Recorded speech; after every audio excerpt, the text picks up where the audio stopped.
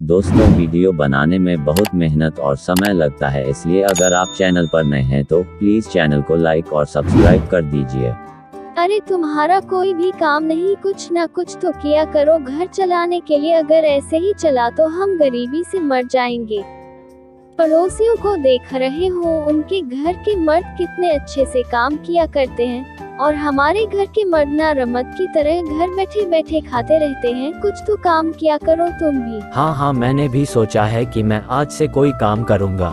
मैं जंगल जाऊंगा, जंगल से लकड़ियाँ काट के बाजार में सेठ जी को लकड़ी बेच दूंगा और वही पैसे से मैं घर के लिए कुछ सामान भी खरीद के ले आऊंगा।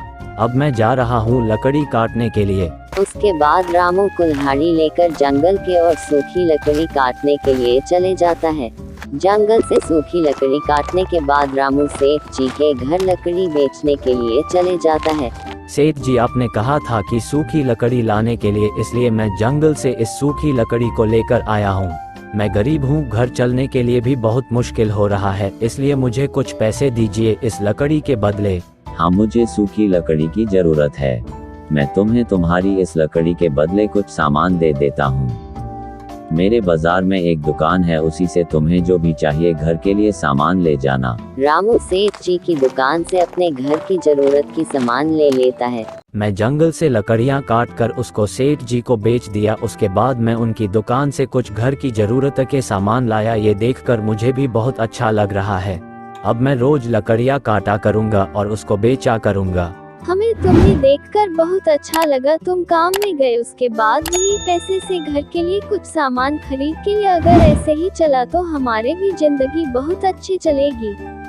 मैं तो आज बहुत खुश हूँ। दूसरे दिन रामू फिर सूखी लकड़ी काटने के लिए कुल्हाड़ी लेकर जंगल की ओर चले जाता है। सुनो, तुमने साढ़े आम लकड़ियाँ काट लिया है जंगल पर, अब तुम्हें सजा होगा।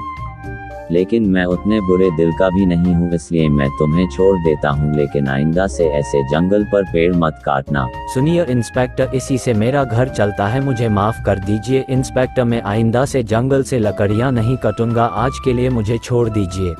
वो इंस्पेक्टर उतने कहने के बाद रामू के कुल्हाड़ी लेकर चले जाता है।